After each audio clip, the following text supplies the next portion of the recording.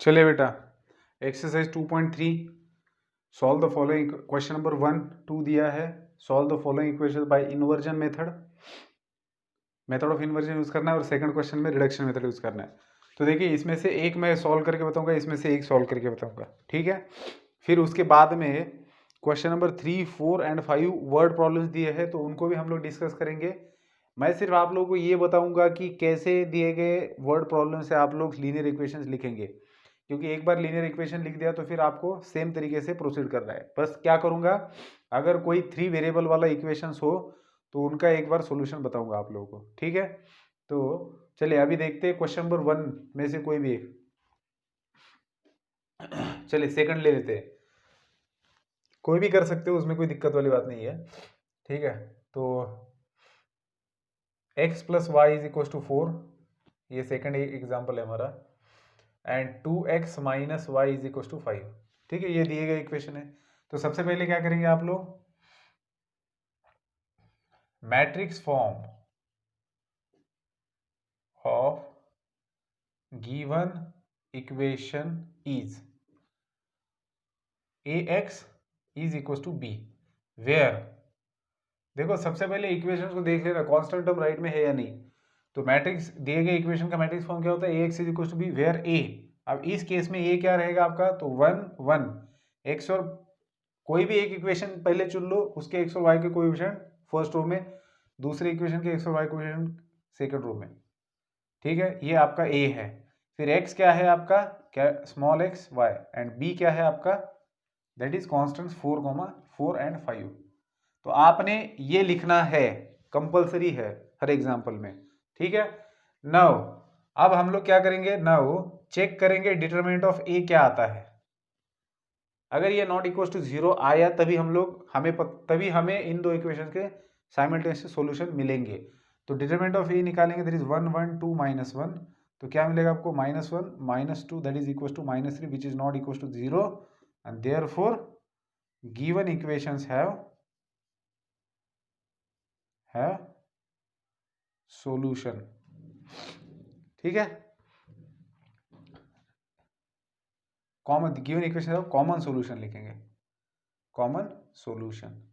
अब कौन सी method use करनी है, मेथड ऑफ इन्वर्जन यूज करना है। मतलब जो कोएफिशिएंट मैट्रिक्स है आपका ए, आपको उसका इन्वर्स निकालना है, ठीक है। तो आपको आपकी मर्जी कि आप रो ट्रांसफॉर्मेशन कॉलम ट्रांसफॉर्मेशन यूज करना चाहते हो, या फिर आप method of adjoint method use करना चाहते हो, ठीक है। तो चलिए मैं तो एडजॉइंट ही निकालूंगा। तो सबसे पहले क्या करेंगे हम लोग, कोफैक्टर का मैट्रिक्स निकालेंगे, दैट इज A11, इस एलिमेंट का कोफैक्टर A11 हमें निकालना है। तो क्या आएगा वो,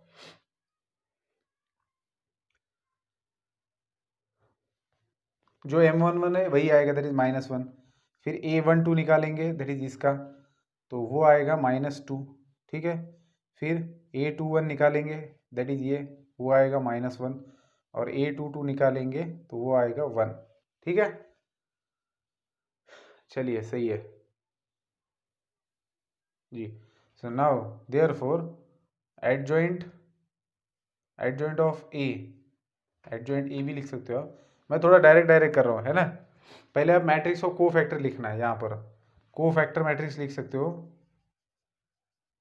cofactor matrix of A is -1 -2 -1 and 1, ठीक है। सो एडजॉइंट क्या रहेगा कोफैक्टर मैट्रिक्स का, ट्रांसपोज। सो दैट इज हमने यहाँ पर लिखते हैं।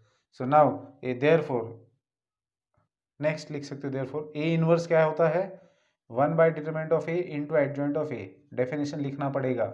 सो 1 बाय डिटरमिनेंट ऑफ ए कितना आया था, -3, और मैट्रिक्स कितना आया है, -1 -2 -1 1, ठीक है। तो हो गया अपना काम, अभी इनवर्स तो निकल गया अपना। तो ऊपर वाला मैं हटा देता हूँ ताकि हम लोग ए इनवर्स से प्री मल्टीप्लाई कर पाए। सो इसको हटाएंगे अभी।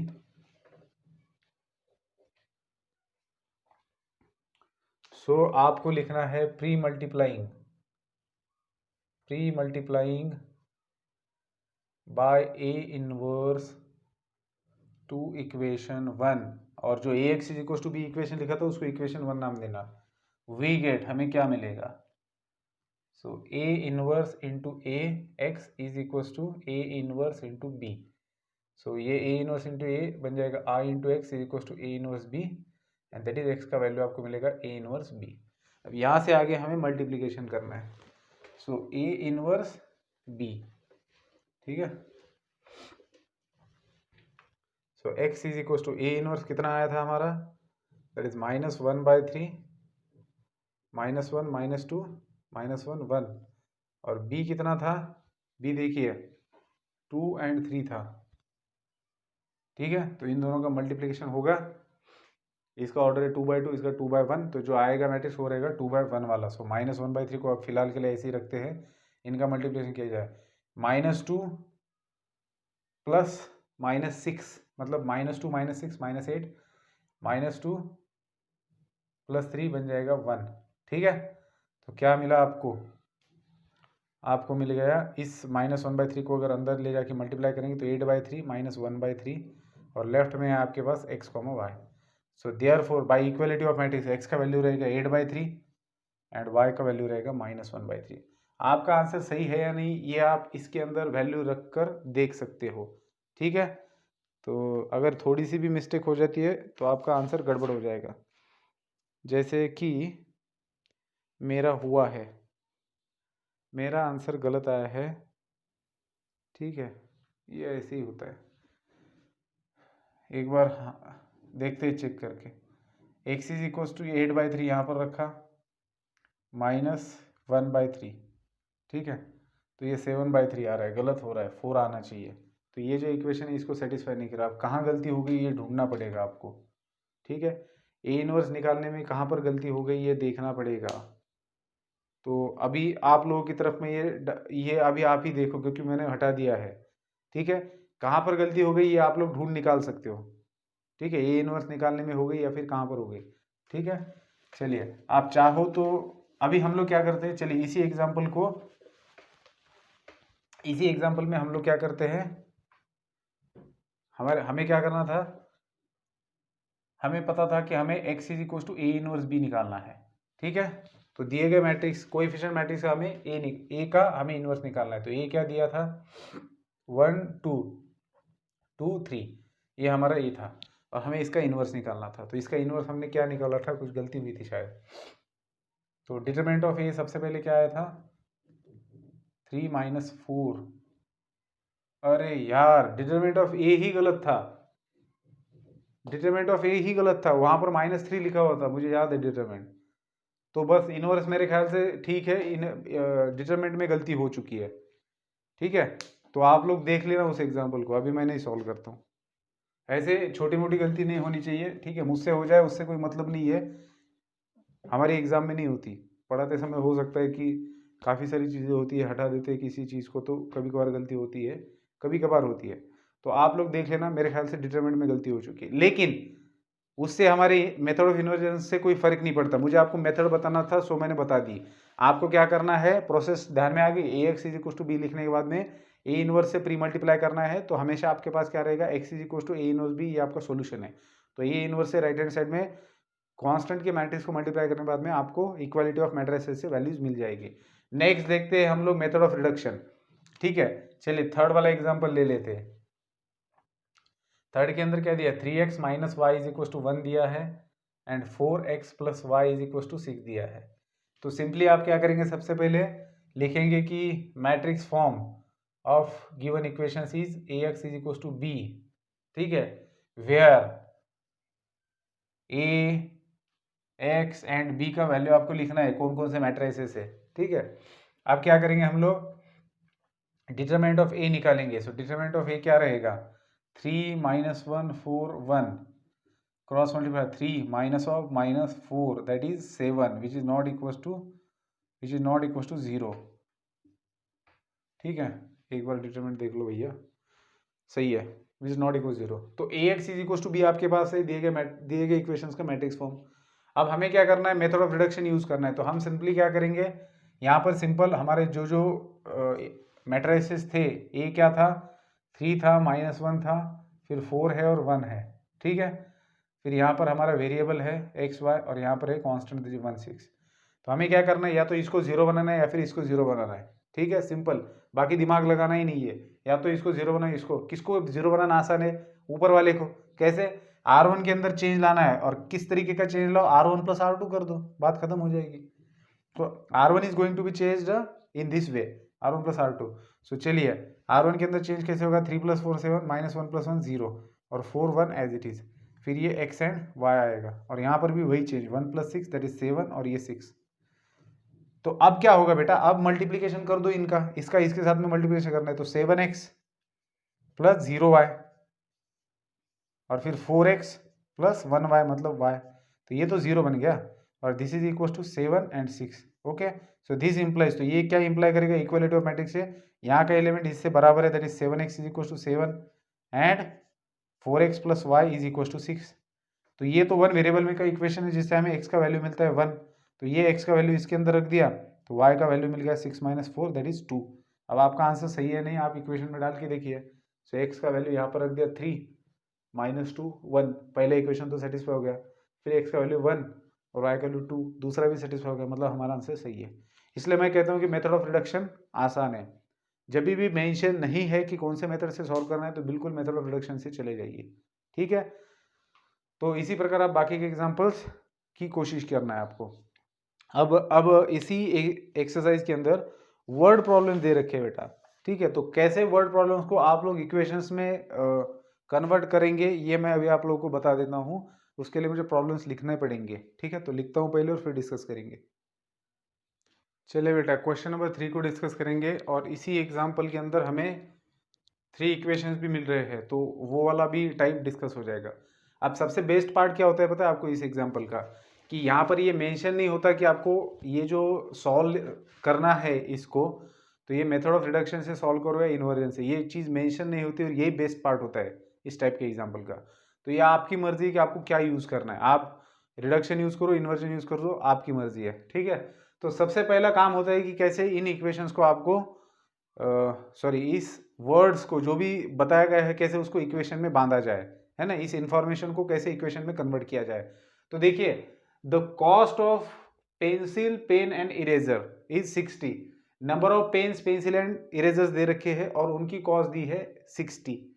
फिर नेक्स्ट है उसी प्रकार से 90 दिया है, एंड वेरस कॉस्ट ऑफ इस प्रकार से। तो आपको क्या करना है, cost of each item find out करना है by using matrices.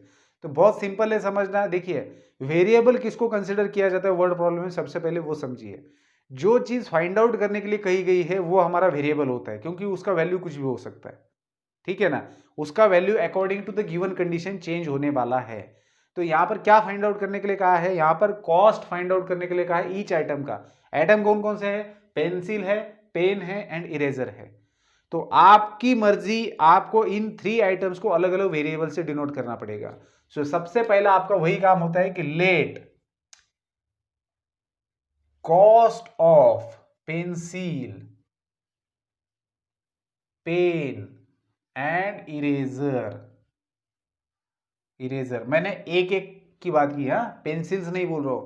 Cost of 1 pencil 1 pen and eraser be, क्योंकि लेट कहा है, assumption be x y and z rupees respectively. ठीक है, तो सबसे अहम एजम्पशन आपका ये है, क्योंकि आपको पेंसिल पेन और इरेजर, और मैंने उसी सीक्वेंस में लिखा है पेंसिल पेन इरेजर, ताकि आप लोग सीधा सीधा फिर इक्वेशंस लिख पाए। तो एक पेंसिल एक पेन एंड एक इरेजर का वैल्यू आपने लिया है cost, that is x y and z rupees respectively. Respectively का मतलब होता है कि पेंसिल का कॉस्ट एक्स रुपीज है, पेन का कॉस्ट वाई रुपीज है और इरेजर का कॉस्ट जेड रुपीज है। ठीक है, सो नाउ देयरफॉर आपके पास क्या है, therefore by given condition we have, therefore by given condition we get, हमें क्या मिलेगा दिए गए कंडीशन से, therefore by given condition we get. पहला इक्वेशन देखिए, एक पेंसिल की कीमत x रुपीज है, पेन की कीमत y रुपीज है और एक इरेजर की कीमत z रुपीज है। तो 4 पेंसिल की कीमत कितनी बन गई 4x, 3 पेन्स की कीमत कितनी बन गई 3y और 2 इरेजर की कीमत कितनी बन गई 2z। तो इन तीनों का आपको क्या करना है, एडिशन, क्योंकि इतने 4 पेन 3 पेन 4 पेंसिल 3 पेन और 2 इरेजर्स की कीमत 60 है, तो उनको ऐड करना पड़ेगा विच इज इक्वल टू 60। फिर नेक्स्ट आप लोग क्या करेंगे, 2x plus 4y plus 6z is equal to 90 and next 6x plus 2y plus 3z is equal to 70। तो ये मिल गया आपके 3 इक्वेशंस। अब आपको इनको साइमल्टेनियसली सॉल्व करना है बाय यूजिंग मैट्रिक्स, ठीक है, बाय यूजिंग मैट्रिसेस, इस वर्ड को ना भूले। तो क्या करेंगे बेटा, सबसे पहले now we know that matrix form of given equation is ax is equal to b, where कहना है a क्या रहेगा, x क्या रहेगा और b क्या रहेगा, उनको बताना है, ठीक है। फिर हम लोग क्या करेंगे, डिटरमिनेंट ऑफ a निकालेंगे। ये हमने यहाँ पर लिखा होगा ना, सो डिटरमिनेंट ऑफ a, क्योंकि ये इसी से हमें पता चलता है कि दिए गए मैट्रिक्स को सॉल्यूशन है या नहीं, मतलब तीनों इक्वेशंस को साइमल्टेनियस सॉल्यूशन है या नहीं। सो 4 3 2 2 4 6 एंड 6 2 3। तो डिटरमिनेंट क्या आएगा इसका, 4 इन ब्रैकेट, तो 0 बन रहा है, -3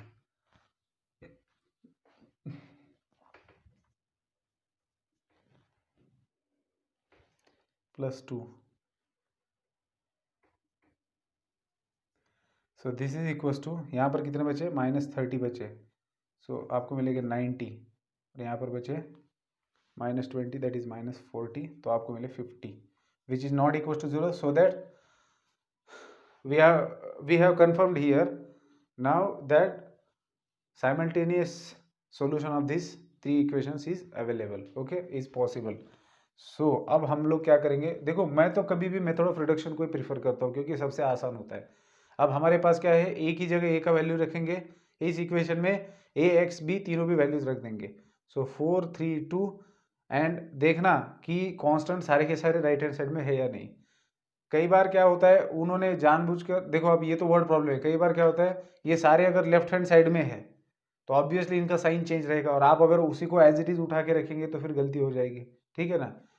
तो 4 3 2 2 4 6 एंड 6 2 3 ये हमारा कोएफिशिएंट का मैट्रिक्स है। फिर यहाँ पर वेरिएबल आपके that is x y and z, और राइट में है आपके पास 60 90 एंड 70, ओके। सो आप क्या करेंगे, अभी रिडक्शन स्टार्ट कर देंगे। आपको यहाँ यहाँ और यहाँ 0 लाना है। कैसे ला सकते हो आप लोग 0 यहाँ यहाँ यहाँ, तो आपको पता है कि सबसे पहले आपको क्या करना होगा कि आप लोग देखो, आप यूनिट मैट्रिक्स बनाने का जो स्टेप्स है वो भी फॉलो कर सकते हो कि इसको 1 बनाओ ताकि आसानी हो जाए करने में वगैरह वगैरह, ठीक है। तो हम लोग वही करेंगे कि R1 चेंजेस 1/4 R1। तो सबसे पहले R1 को 1/4 से डिवाइड करते तो क्या मिलेगा, 3/4 एंड 1/2। फिर यहाँ पर मिलेगा 2 4 6 6 2 3, ठीक है। यहाँ पर XYZ, और राइट में भी 4 से डिवाइड करेंगे तो फर्स्ट रो में बचेगा 15 90 एंड 70, ठीक है। तो अभी क्या कर सकते हैं हम लोग, R2 और R3 के अंदर भी चेंज करा सकते हो आप अगर चाहते हो तो। कैसे चेंजेस, यहीं पर कर सकते हो कि R2 को भी 2 से डिवाइड कर दो, R2 changes to 1/2 R2 and R3 changes to 1/6 R3। कुछ भी कर सकते हो, आपकी मर्जी, जैसे ट्रांसफॉर्मेशन बनाने है वैसे बनाओ। तो ये बन गया 1, ठीक है। फिर ये भी बन जाएगा 1, लेकिन जाने तो ये फालतू का काम बन जाएगा, 2 बार कैलकुलेशन करने पड़ेंगे। उससे अच्छा है कि आप सीधा अभी इसको 0 बना दो क्योंकि आपको यहाँ पर 1 मिल चुका है। तो R2 में चेंज लाइए किस प्रकार से, that R2 minus 2 times R1 कर दीजिए, और R3 में चेंज लाइए R3 changes to R3 minus 6 times R1, तो बात बन जाएगी। तो ये दोनों 0 हो जाएंगे, ठीक है। चलिए मैं इधर कैलकुलेट करता हूँ, इसको हटा देते हैं अपन, बहुत जगह ले रहा है। इसको इनको भी हटा देंगे, इनका काम हो चुका है अभी ऑलमोस्ट, सबको हटाना पड़ेगा अभी, ठीक है। तो इधर ऊपर लिख देता हूँ मैं, चेंज सिर्फ R2 और R3 में होगा, तो R1 को एज इट इज लिखा जाएगा XYZ which is equal to R1 को एज इट इज लिखेंगे। चलिए अब बात करते हैं R2 की, सेकंड रो की।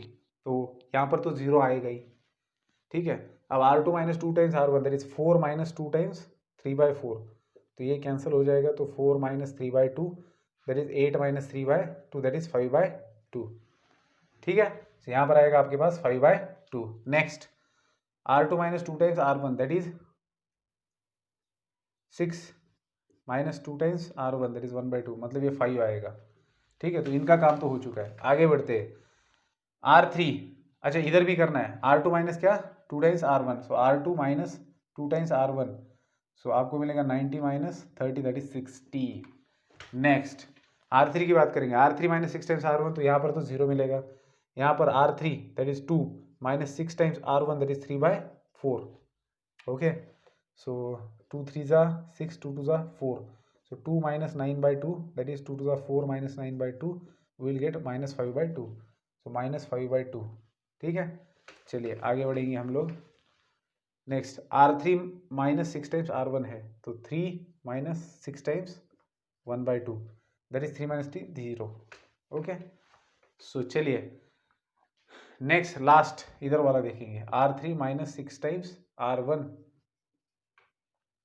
ओके, ये क्या हो गया, R3 minus 6 times R1, 6 times R1 that is 15, 70 minus 90 that is minus 20। चलिए अब आगे बढ़ते हैं। सो अब हमें क्या करना है, अपर या लोअर ट्रायंगुलर बनाना था। सो आपने यहाँ पर 0 लाया है, ठीक है,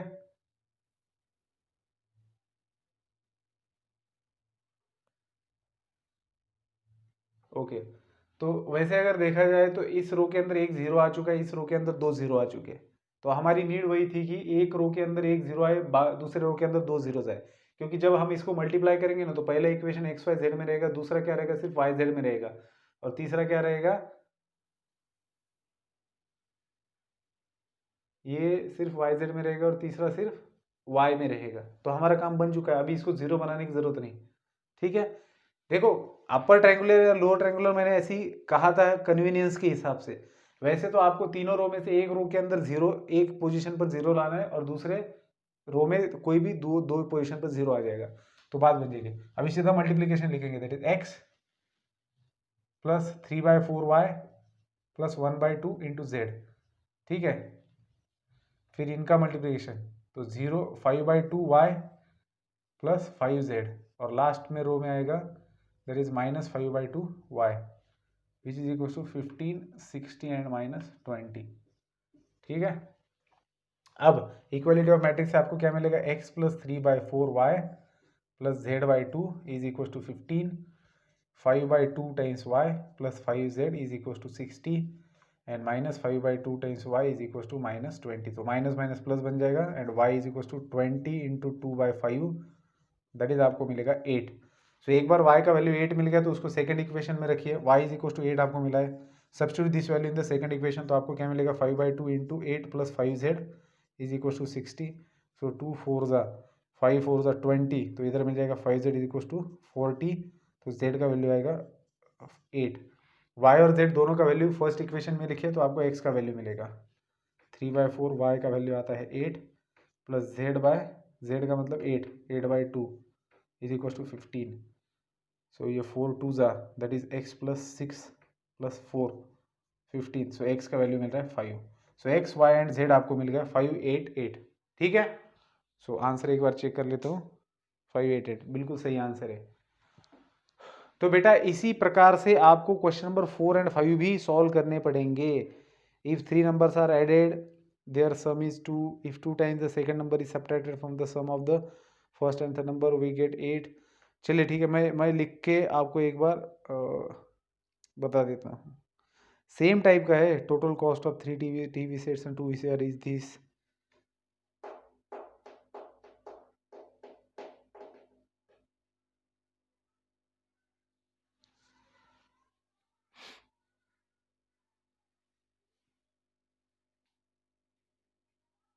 चलिए ठीक है, तो एक काम करते हैं, मुझे ऐसा लगता है कि ये बताना बहुत इंपॉर्टेंट था कि मेथड ऑफ इन्वर्जन और रिडक्शन कैसे काम करता है। अब जो बाकी बचे 2 एग्जाम्पल्स है, मेरे ख्याल से आप लोग उनको वर्ड इक्वेशंस में कन्वर्ट कर पाएंगे, और अगर नहीं आता है तो आप लोग मुझे बता सकते हो, मैं आपको सोल्यूशन भेज दूंगा। ठीक है, तो इतना देखो, सिर्फ वर्ड प्रॉब्लम्स को इक्वेशन में कन्वर्ट करते समय ध्यान में सिर्फ ये बात रखिए कि वेरिएबल किसको कंसिडर करना है, जिसको फाइंड आउट करने के लिए बोला है।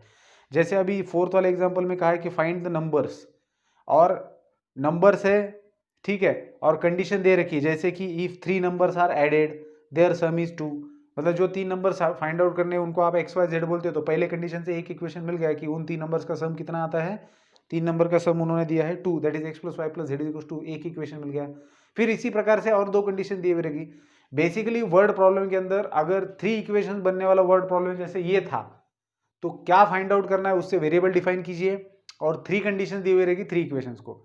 अगर 2 वेरिएबल वाला एग्जांपल है तो 2 कंडीशन दी हुई रहेगी जिससे 2 इक्वेशंस बनेंगे, बस उसको ध्यान में रखना है, सॉल्व करना है, ठीक है।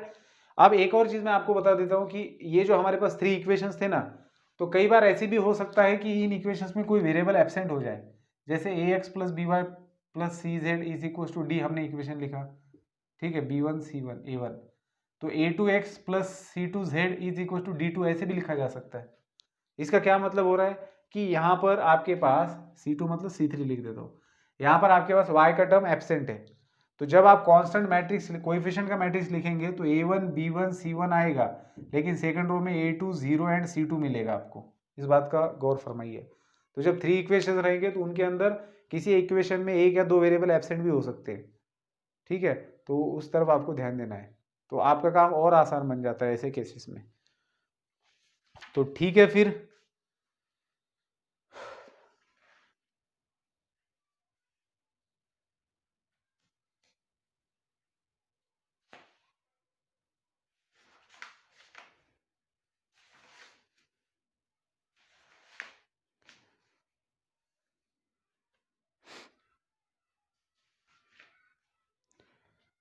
an amount of ₹5,000। तो बेटा चलिए रुकते हैं अभी इस वीडियो में यहीं पर, मिलते हैं नेक्स्ट वीडियो में जिसके अंदर मिसलेनियस में से ऑब्जेक्टिव क्वेश्चंस में सॉल्व करवाऊंगा सिर्फ, ठीक है, और बाकी के आप लोगों के लिए रख दूंगा। Good bye.